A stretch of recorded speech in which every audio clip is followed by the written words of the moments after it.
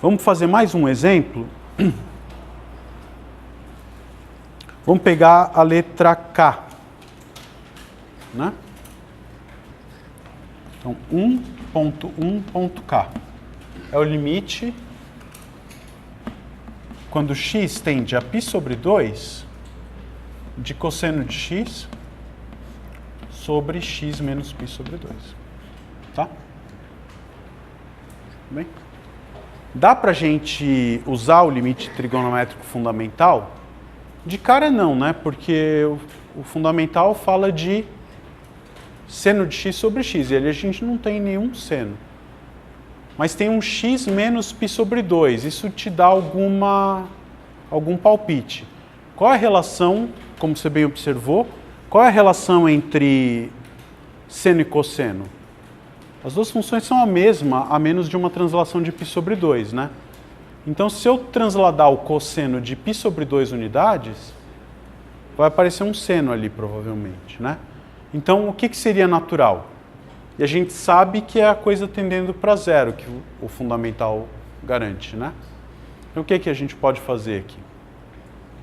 Se você mudar de variável e chamar y de x menos π sobre 2, o que acontece quando x tende a π sobre 2? O que acontece com y? Vai tender a zero. Então eu vou trocar tudo aqui para y e ver o que acontece. Quando x tende a π sobre 2, a gente sabe que o y tende para zero. Vê, y depende de maneira contínua da variável x que eu estava originalmente trabalhando. Então eu posso fazer essa mudança de variável, tá? Então y tende para zero. Cosseno de x, quem é x? Y mais π sobre 2, tá certo? E aqui x menos π sobre 2 é y. Tá bom? Resolve alguma coisa? Do jeito que tá, não, né? Quando y tende para zero, eu continuo com numerador e denominador ambos tendendo a zero nessa expressão. Mas dá para trabalhar um pouco, né? Se a gente abrir o cosseno, como é que fica? Vai ficar, eu vou escrever tudo, né? Cosseno de y vezes cosseno de π sobre 2, menos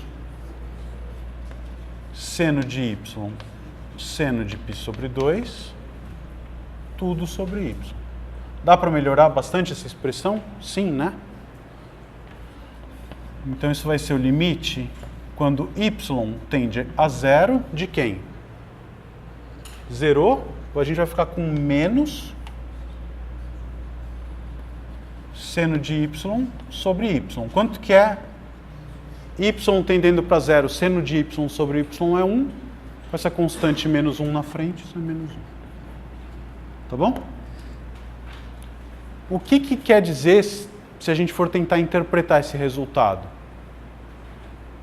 Quer dizer que para x muito perto de π sobre 2, a proporção entre essas duas funções é menos 1.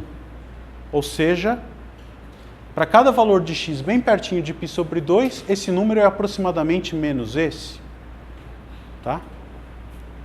O que isso quer dizer?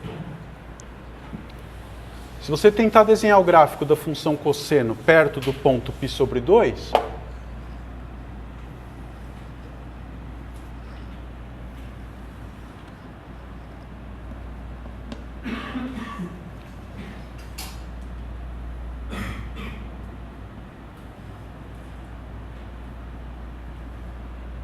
vamos dizer que aqui está o ponto π sobre 2. O que isso quer dizer? Que para valores arbitrariamente próximos de π sobre 2, o comportamento de cosseno de x é aproximadamente... Isso aqui não é muito preciso, tá? É menos x mais π sobre 2, tudo bem? O que é menos x mais π sobre 2? Y igual a isso é uma reta de coeficiente angular menos 1 que passa exatamente por esse ponto, né? Então, se você quiser, você vai ter essa reta, e para pontos arbitrariamente próximos de π sobre 2, eu consigo aproximar o valor do cosseno por essa expressão que é bem mais simples de calcular. Tá bom? Claro, esse é o significado de um quociente, um limite num quociente dá um certo número. Mede a proporção entre o comportamento das funções perto daquele ponto. Ótimo. Bom, olha, com isso a gente consegue resolver essencialmente todos os exercícios que estão aí na lista, 1.1, 1.2, 1.3, todos os exercícios da seção 1 e 2, tá?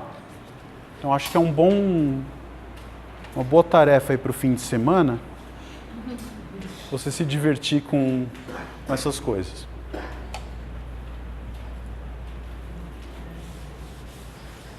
Vamos começar a nossa próxima parte do curso, que são as derivadas, né? Vamos começar a tentar derivar funções.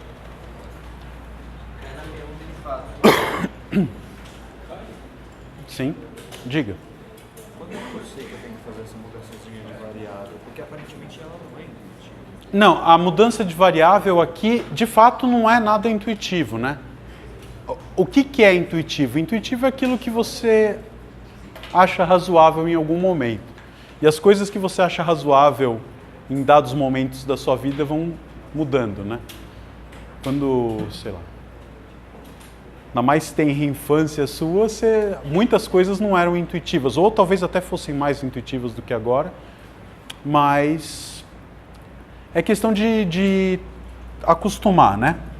Nesse caso, por que eu precisei fazer uma mudança de variável dessa natureza? Porque o único limite que a gente consegue lidar com função trigonométrica é qual? Só expressões que envolvam um seno de alguma coisa sobre essa coisa. Aqui eu tinha um cosseno e um camarada aqui que está meio que entregando ouro. Porque você fala, bom, eu só sei lidar com seno. Tem um cosseno e aqui tem um x menos π sobre 2. Ah, x menos π sobre 2, porque o cosseno e o seno tem a ver com um π sobre 2. Então eu vou tentar ir nessa direção de tentar trocar esse cosseno por um seno. E como que você pode fazer isso? Com essa translação, que automaticamente já resolveu o teu denominador também. Tá? Então, é um exercício criado para que essa fosse a coisa mais intuitiva, mais natural de fazer no momento. Tá bom? Uma mudança de variável que transforma o problema que você tem nas ferramentas que você já conhece. Tá certo? Tudo bem? Vamos derivar? O pessoal estava perguntando sobre conteúdo da prova. A matéria que cai na prova é a correspondente a todos os exercícios da lista 1. Tá? Então a gente tem limites, continuidade de funções, tem derivadas do ponto de vista conceitual e aplicações de derivadas olhando elas como taxas relacionadas entre duas grandezas. Tá bom? Então, é uma lista de exercícios por prova. A lista 2 é só para a segunda prova, e a lista 3 contém o conteúdo da terceira prova. Então, vamos derivar, porque derivar é importante.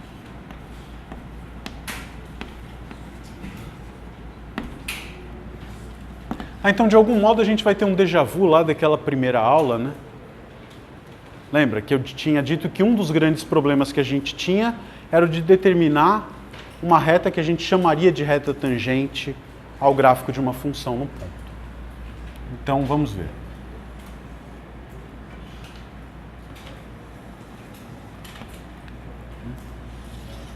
Vamos supor que você tem uma função. Não é à toa o fato de eu ter desenhado uma função contínua, tá? A gente vai ver depois que, na verdade, isso é obrigatório. Eu queria tentar achar uma reta que, de alguma maneira, fosse tangente à função, né?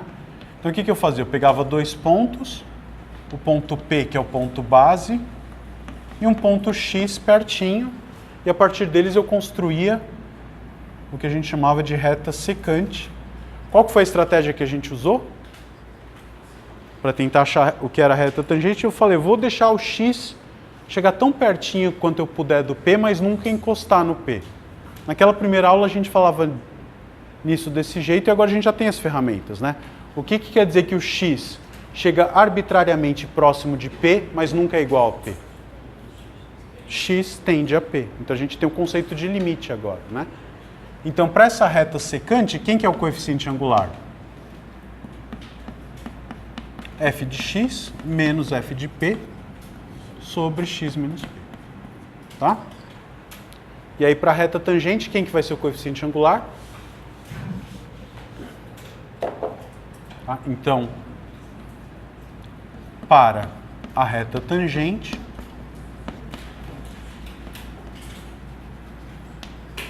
o que a gente pode fazer? Eu vou olhar como coeficiente angular a situação limite desses coeficientes angular MR, né? Coeficientes angulares MR. Então, vai ser o limite quando x tende a P de f de x menos f de P sobre x menos P. Tá? Esse vai ser o coeficiente angular da reta tangente. Uma vez de posse desse coeficiente angular, a gente consegue escrever a equação da reta tangente.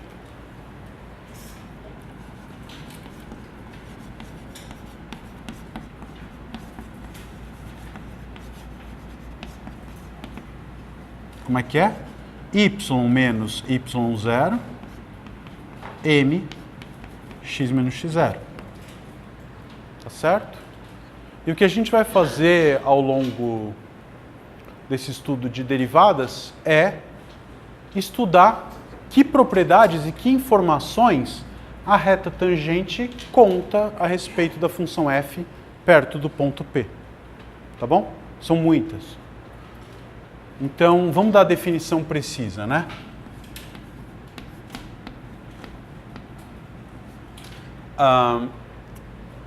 Sejam f uma função e P um ponto no domínio da função. Tá? Nota uma sutileza aqui, né? Quando a gente calcula o limite de uma função no ponto, esse ponto P não precisa pertencer ao domínio. Mas na hora que eu vou calcular o limite relativo à derivada da função nesse ponto, é claro que o ponto P tem que estar no domínio. Eu estou calculando explicitamente f de P aqui. Tá? Então, pega isso.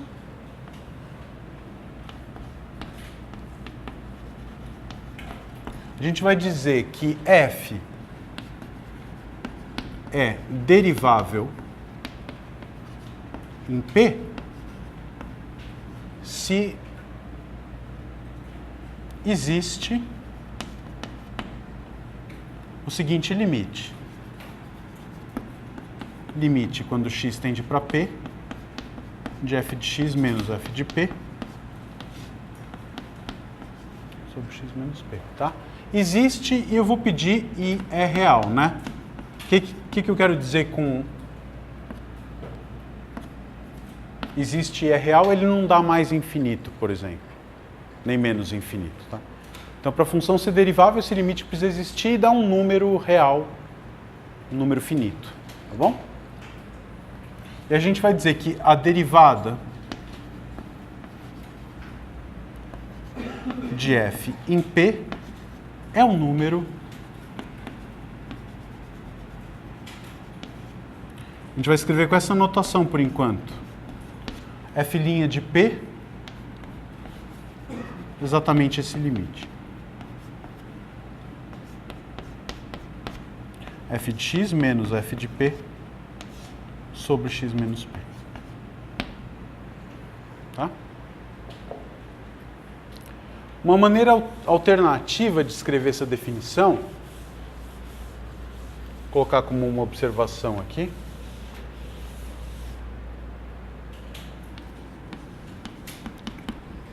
se você pega, eu poderia definir desse jeito, né? Poderíamos escrever f' de P como sendo o limite quando h tende para zero.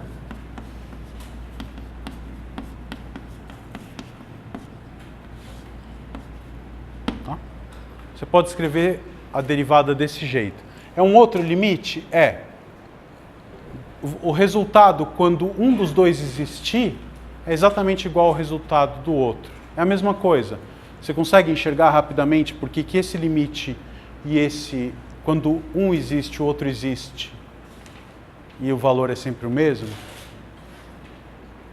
O que a gente está fazendo? Se você troca, chama x de p mais h e faz a mudança de variável, é exatamente isso que acontece, né?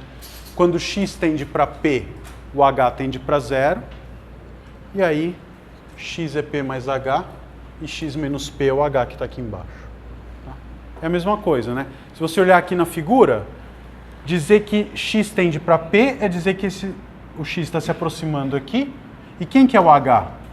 Essa distância, né? X menos p.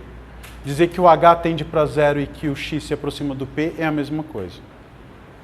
E aí eu teria aqui f de p mais h menos f de p sobre h. Tá? Então, dos dois jeitos, você pode calcular os limites e o resultado que cada um obtém é exatamente o mesmo. Se para um existe, para o outro existe. Se deu 15 para um, para o outro vai dar 15 também. Tá bom? São maneiras alternativas. Quando que é melhor usar um, quando que é melhor usar outro? Depende da função. Tá? São duas maneiras diferentes, duas ferramentas para calcular a mesma coisa. Bom, vamos tirar um primeiro resultado bem simples, que é o seguinte: eu comecei desenhando uma função contínua para falar de derivada. Porque, na verdade, é assim, se a função tem derivada num ponto, obrigatoriamente ela tem que ser contínua naquele ponto. Tá? Então, teorema.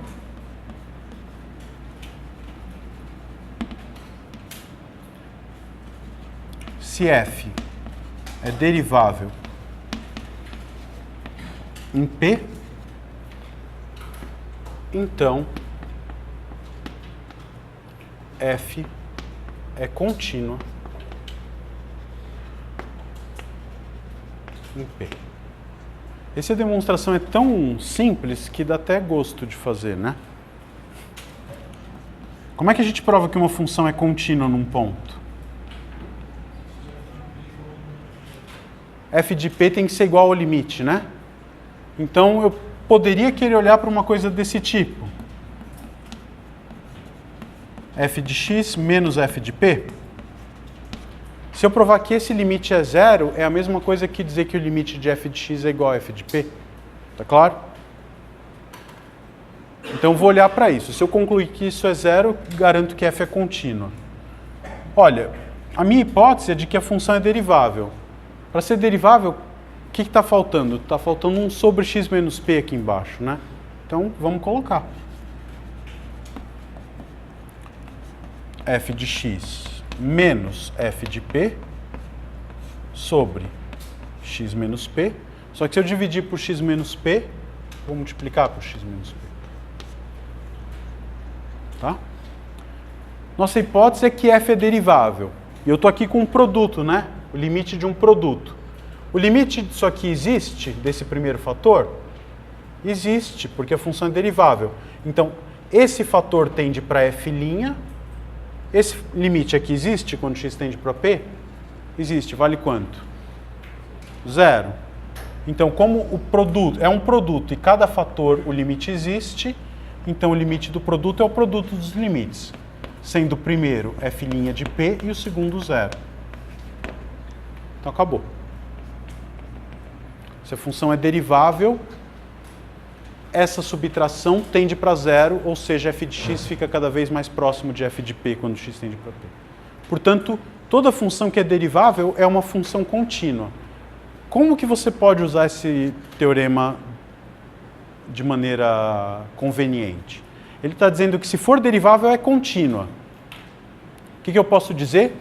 Que se não é contínua, com certeza não é derivável. Então esse é um primeiro critério para testar se uma função é derivável ou não. Você pega a função e olha, é contínua? Não. Então nem derivável é. Não tem nem chance. Agora, pode ser que ela seja contínua, mas não seja derivável, né? É um teorema que não é do tipo C e somente C. Se for derivável, é contínua. Se não for contínua, não é derivável. Mas e se for contínua? O que eu posso dizer? Nada. Se ela for contínua, eu só posso dizer que ela é contínua. Continuidade não te dá nenhuma implicação a respeito de diferenciabilidade ou derivabilidade da função. Vamos ver um exemplo? Tá? Vamos pegar f de x igual a módulo de x, tá bom? Eu vou pegar no ponto P igual a 0. Vai ficar bem fácil. E, na verdade, é onde está o contra-exemplo. Pergunta, a função módulo de x é uma função contínua no ponto P igual a 0? Sim, né? O gráfico não apresenta salto. Se você quiser calcular os limites laterais, você tem 1000 maneiras agora de justificar direitinho. Pode até ir para o epsilon e delta, se quiser. Tá? Vamos tentar evitar. Não quer, né? Tá bom. Eu também não. Então, a gente sabe que essa função é contínua.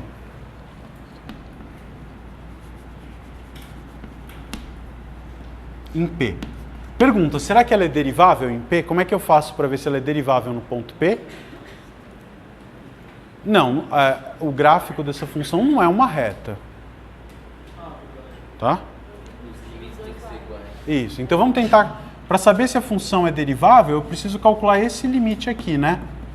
Quando x tende para P, no meu caso P é 0, f de x menos f de P sobre x menos P. Tudo bem? O que vai dar isso nesse caso? Limite quando x tende para 0, f de x é módulo de x. F de 0 vale 0. Isso aqui. Pergunta, esse limite existe? Nós já calculamos ele 2 vezes aqui, tá? Os dois limites laterais, pela direita e pela esquerda, valem 1 e menos 1, respectivamente. Se os laterais são diferentes, o limite não existe.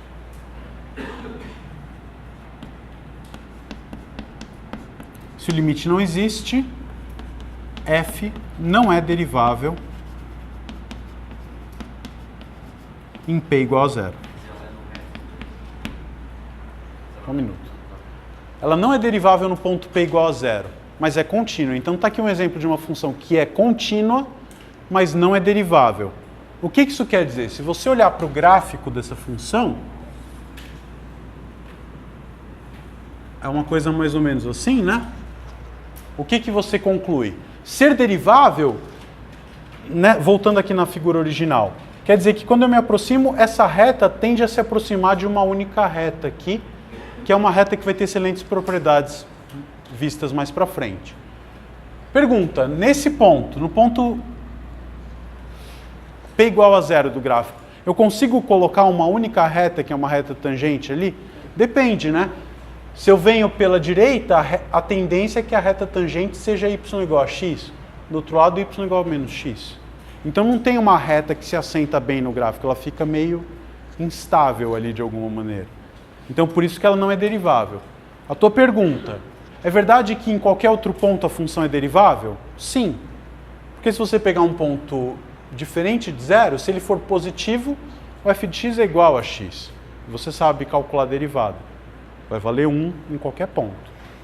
E se o ponto P for um ponto negativo, f de x é menos x, a derivada vai ser menos 1. Tá bom? Vamos calcular uma derivada num ponto... Derivada famosa, que você conhece desde a escola.